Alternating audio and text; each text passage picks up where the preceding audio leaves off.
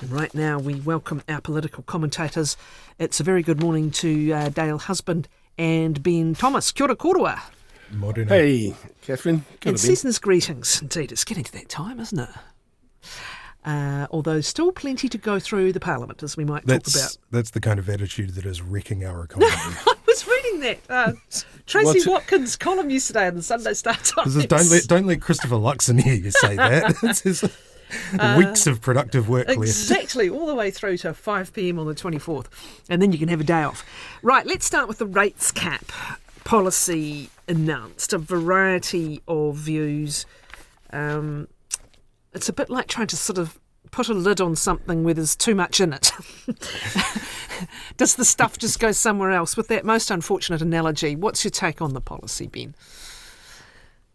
The rates cap policy. It's certainly of a piece and consistent with what National has been doing in government, which is, one, trying to reduce the discretion and the sort of autonomy or the range of options, I suppose, that councils have when it comes to spending money in order to kind of keep rates down.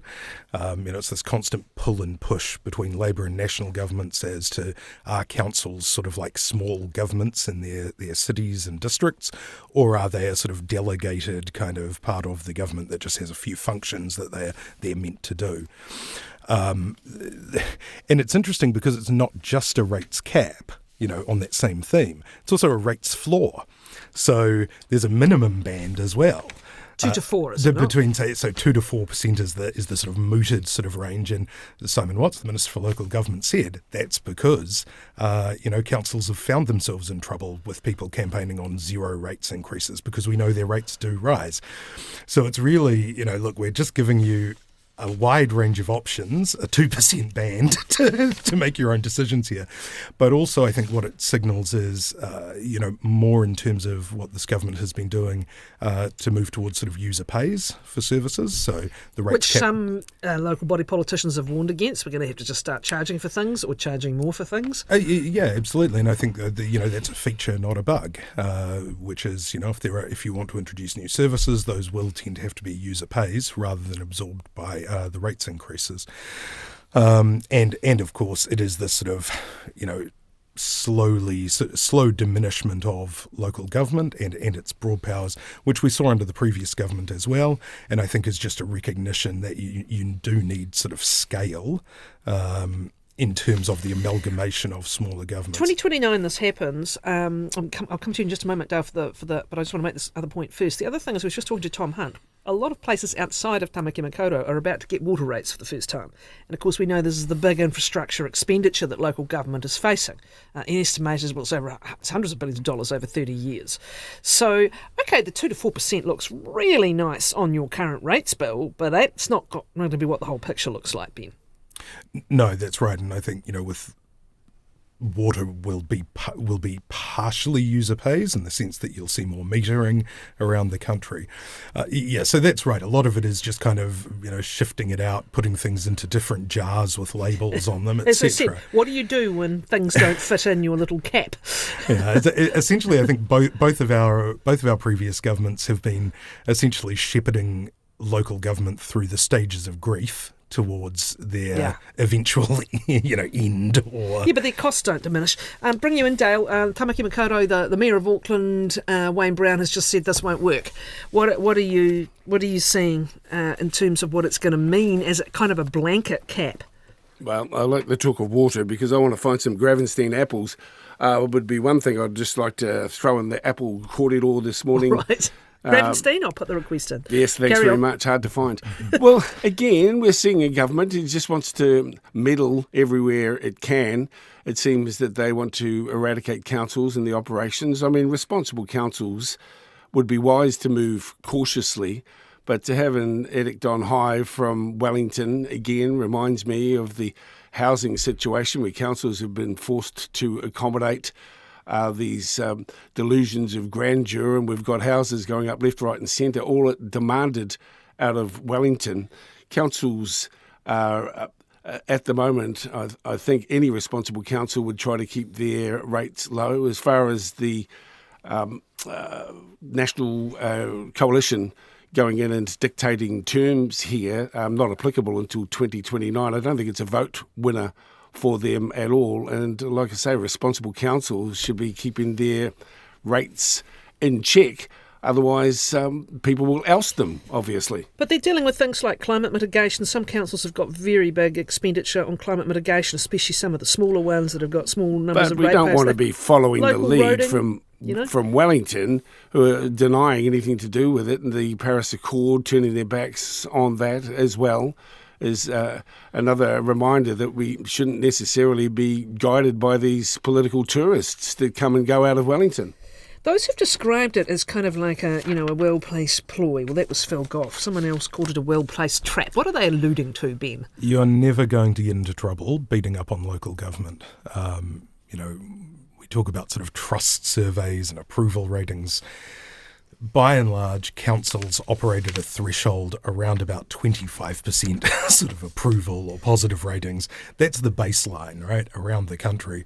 When you have a council that seemed to be performing poorly, as Wellington's was, in the last term, rightly or wrongly, that was the perception, it gets down into the teens. And we even saw that when Chris Hipkins was asked about the rates cap policy. Now, he would probably agree that this is, going to be going to make it pretty difficult for these councils to really properly plan for and spend on infrastructure, but he wouldn't go as far as saying, no, we'll get rid of it.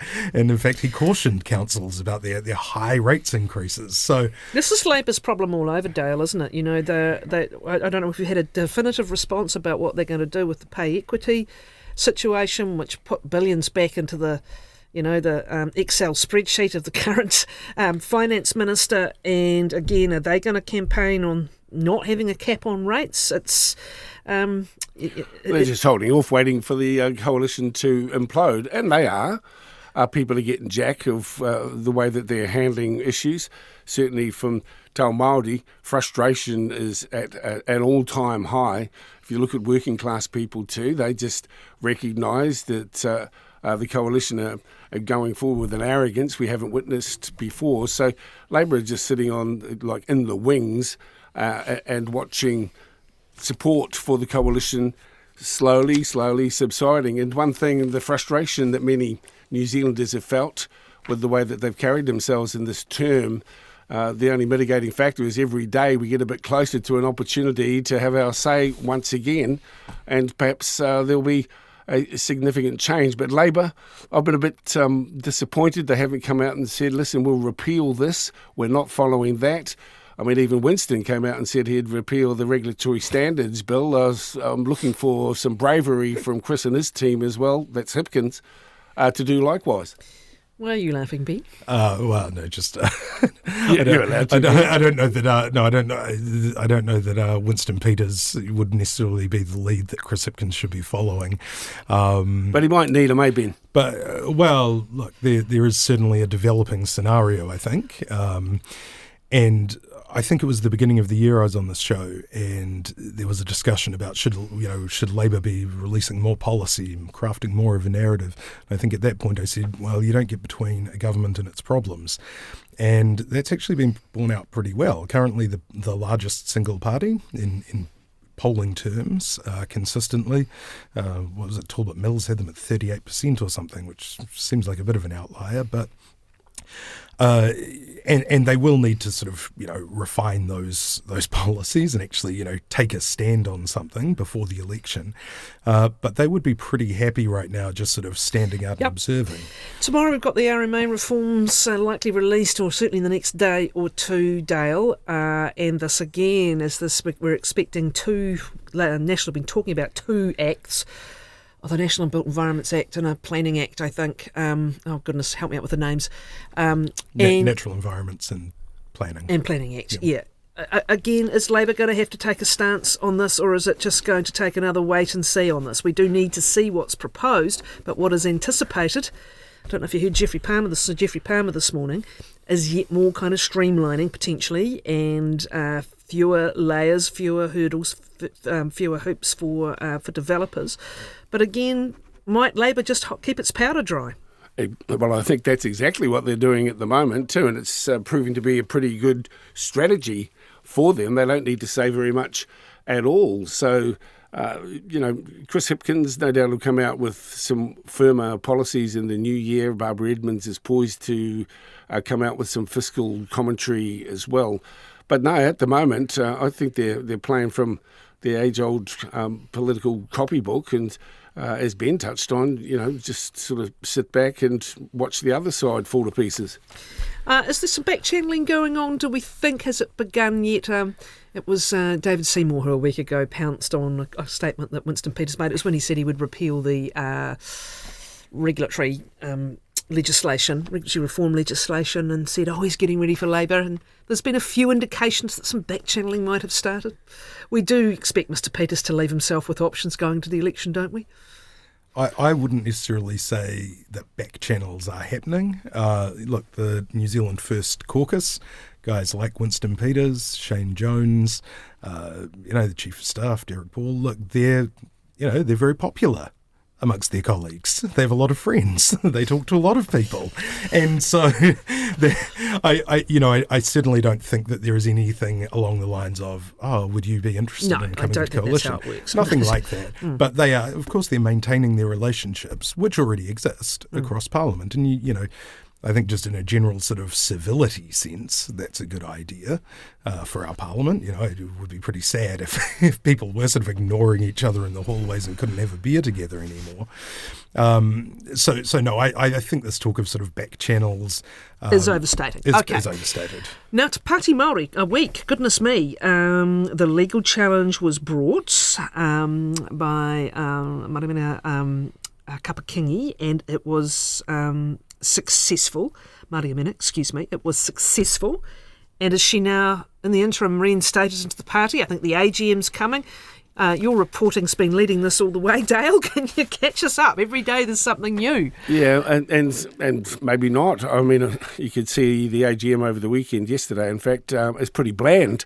Nothing much seemed to happen, although many were expecting blood on the floor. Yes, you'll have some senior Māori figures saying it's about unity and kotahitanga, which it is, and discipline is so paramount within the political parties and the way that they operate. And when you lose that discipline, you can get your issues tossed out into mainstream press in ways you never anticipated. Again, these are opinions and accusations that have been tabled predominantly through social media, which resulted in this call for Tamiheda's resignation. Of course he's not going to resign. John's been around a long time, and he's a polarising figure, yes, but he's also very experienced, and no one can deny that he's helped to shepherd this party to the 6 seats that they had going into Parliament. And this 2 month sit down until February the 2nd, frustratingly long, but bearing in mind the whole nation really sort of sits back for a cup of tea and a lie down through the summer. It just seems that it's some wasted time. I think that Māori voters might see this one through. And I know there's been plenty of studies about non-Māori trends in the political environment. I don't think that we have as clear a handle on Māori voters' ways as we need to foresee or to predict what their reaction might be. We're used to aunties and uncles having scraps over land. It's been going on forever. And then they sit back, have a hug and a cup of tea. And that might be what pans out here as well. What of the prospect? Because there were 3 MPs around whom there were now, there appeared to have been this split, right? There was a question around whether Orangi Kaipara, for example, might be more inclined towards Tākuta Ferris and Mariameno Kapa-Kingi's position than otherwise. That's pretty speculative, though, isn't it? Somebody's seen a photograph and assumed that somebody's jumping ship. Yeah. I think the Tamaki Makaurau Electorate Committee did abstain on one of the National Council votes, though. That was in the I guess, Dale, so. How are they going to go from here? Is there some sort of a talk of a reset or a reconciliation, or is it beyond that? Like, how are things going to present next year? Well, after the video that Tākuta put together, I can't see him getting back into the fold, but there might be some room for Mariameno to resolve their hara. As I say, it's been very destabilising for the party and for their supporter base. that this is played out so publicly, but best to get it cleared out before we go into the solid campaigning of 26. Okay. Sorry, I just want to correct myself. It was the Hodaki Electorate Committee, not Tākuta. Indeed, Please indeed. wipe No, it from memory. That is significant, indeed. All right. Now, look, you alluded to the climate policies earlier, Dale, and it's just been one after the other this year. And what was interesting about last week was the Finance Minister's appearance in so-called Scrutiny Week, where she effectively all but virtually confirmed the government won't be paying up for billions for missed Paris targets. How did you interpret a bit of wriggle room there, Ben, or how did you interpret that appearance? Well, people say that there's that the minister left herself some wiggle room. It was pretty by kind of saying, well, but we will still try and meet the targets. Yeah. I mean, this is an area where New Zealand and climate ministers have exercised what you might call strategic ambiguity. So just to be clear, we've got 2030 interim targets, 2035 interim targets. As I understand it, it's not like there's suddenly a multi-billion-dollar bill you pay at 2030. You have to show that you are best endeavours seriously pursuing what you've committed to. And if you miss, the implication is you will compensate with buying credits overseas for things that are actually happening to decarbonise overseas. So it's never been in the Treasury books, for example, as a liability, but no one's ever actually come out and said we're not going to pay it till now. No, that's right, and because you want to let it be known that you are making your best endeavours to meet your targets. But this is this isn't ambiguity now. When you look at what's happened to the policy program, no, I think that's pretty straight. It's pretty straightforward if you just say I'm not paying. If you went to a restaurant and said, "Look, I'm." But also, I'm if you're going to turn around and say, that wouldn't work, would it? If you turn around and say we're still endeavouring to meet the targets, but every policy that you're doing is taking it back the other way. Yeah, I think it becomes a harder and harder narrative to maintain. Look. There's a chance that this is strategic to try and sort of reel in, as we were talking about, Labour not taking a lot of concrete positions right now, challenging Labour, saying, well, will you send $4 to $28 billion overseas in the next 5 to 10 years for carbon offsets? Ask them to put their stake in the ground on that in what will be a sort of cost of living fiscal responsibility election. There's that possibility. But yes, it's a much more straight up and down, no sort of manoeuvring answer than we've had in the past. Yeah, but it was also Squirm City for the Minister of Finance too when questioned about it. Now international reputation's taken a massive hit. Meanwhile, you've got homeware stores opening, buying, huge blocks of land for forests to offset their carbon footprint. And it's just another example of our country's international reputation taking an absolute hammering. I raised Tūleiti Moxon again being forced to go to the United Nations in Geneva. And the Māori world are reeling from this constant and ongoing assault on our reo, on our tikanga. We've got education under scrutiny in schools unsolicited coming back saying we're not listening to this legislative demand out of Wellington and just saying that they're going to follow the treaty lines. And all of it coupled up to create a perception of us as being non-caring, bordering on racist nation, and it's doing nothing for our international reputation. Well, speaking of the international reputation, I think it's worth noting that in terms of the Paris Agreement, New Zealand is not alone in, looking as if we might not hit our targets. In fact, I think the majority of signatories probably are or were when I last checked. And so I think the understanding was always that we would sort of huddle close to the pack, like the Tour de France. And as countries started to peel away and say, well, maybe we might be a bit more flexible on reading this, that we would sort of join that kind of migration, I suppose, away from it, as opposed to kind of breaking ranks this early and sort of saying, well, we're just not going to pay. On the question of the international reputation on climate, it was a pretty swift response from the Trade Minister when staff reported that at diplomatic level? Because, of course, we've got commitments in our EU trade deal and potentially other trade deals as well. And he said it's not been raised with me at ministerial level, which does not mean it is not being discussed at diplomatic level. Okay. Look, let's just have a look at some other matters. I mean, obviously the focus, the scrutiny on the police just continues. The police commissioner, former police commissioner, in the one interview he appears to be giving on the IPCA report and his situation now having also moved on from the new role at the Social Investment Agency, pretty much saying, hey, look, at least 2 ministers knew, the IPCA knew, I briefed them. Is this going to cause ructions for said ministers, do we think, including the leader of the Labour Party, or what? Your take, Dale? Well, if your senior coppers and the Minister of Police can't remember what day it is and when they had a chat, doesn't exactly instill confidence in our wider public in the work that they have been doing. I've got a pretty dim view of Māori attitudes towards the coppers historically. And I've seen them for a long time being the strong arm of the colonisation process. But Ben, you might take a different read on that.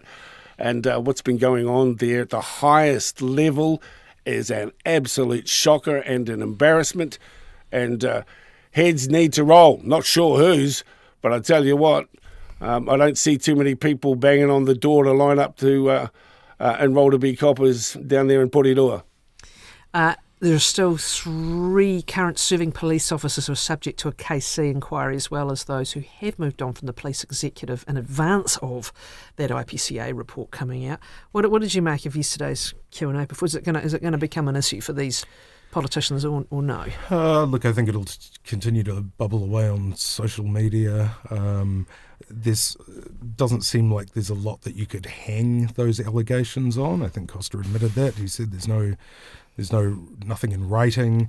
I raised this. He says he raised it informally. Can't remember when, but I'm sure I would have done it before my last week in the job. I mean, look, you can understand that he feels, that he's been a bit hard done by, but with people throwing around words that might have sort of legal connotations like corruption. There's no doubt there was a full court press, in the IPCA, and if you want to talk about what's the word, sort of cooperating, it was that first media conference. Everybody came out and full court press to shed it home to him. Yeah, at the same time, the failures that were identified in that IPCA report were not the sort of thing where you cooperate with the person and give them a soft landing and shuffle them off to another high-paid government job to see out the rest of their career. I mean, he couldn't expect that. He even in his, even in these big revelations that were meant to sort of, throw fire back at Mitchell and Hipkins, he said, I raised it informally. I was chatting about it in the back of a car. Well, what does that mean? That just shows he was never taking it seriously, which is the real problem. Okay.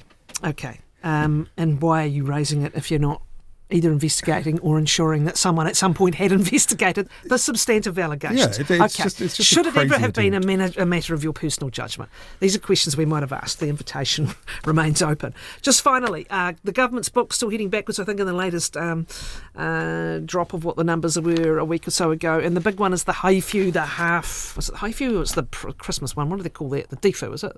December. No, this is the Haifew. The Haifew and the budget. Yeah. No. Yes. The books. Have they got any dosh? That's the main. That's how it's described, isn't it? The books are coming out mid-December. The books, the update on the state of the books, and it's going to remain really challenging for every kind of target the finance minister has. Likely, Dale. Hey, everyone else has had to tighten their belts as well.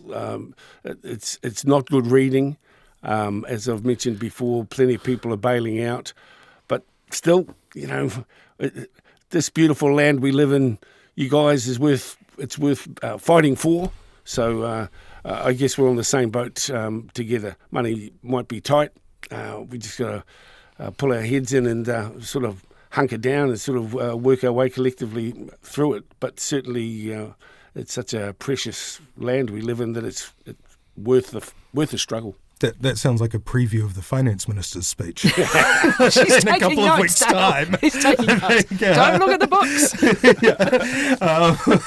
I think that That's a lovely thought, by the way, Dale. Thank you. But, yeah. and you have actually seen a bit of a change of messaging from the government, where they have sort of, gone back to that sort of, batten down the hatches. Things are tight, but we do have to sort of, all pull together and work through it without a sugar hit. Which is messaging that probably would have served them a bit better earlier. Look, what were we, $700 million down on projected revenue in the last financial statements that came out for this year. Remember, we were projected to be back in surplus on the new Obergall X measure by the end of the 28-29 year, and that's projected in at budget time to be $200 million. So that's already basically right on the knife edge in terms of the projection. So it looks like the budget surplus basically is sort of receding into the horizon at all points. Right. I think everybody's going to enjoy a Christmas break. You don't get much, actually, to be fair to the politicians. It doesn't last that long for them.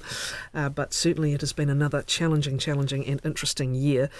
Dale, thanks for all your time this year. Thank you, Kathryn. And you too, Ben. I want to wish you both all the best over the summer, and all the best for the new year. Catch up next Ngā mihi nui. Ben Thomas, thanks to you also.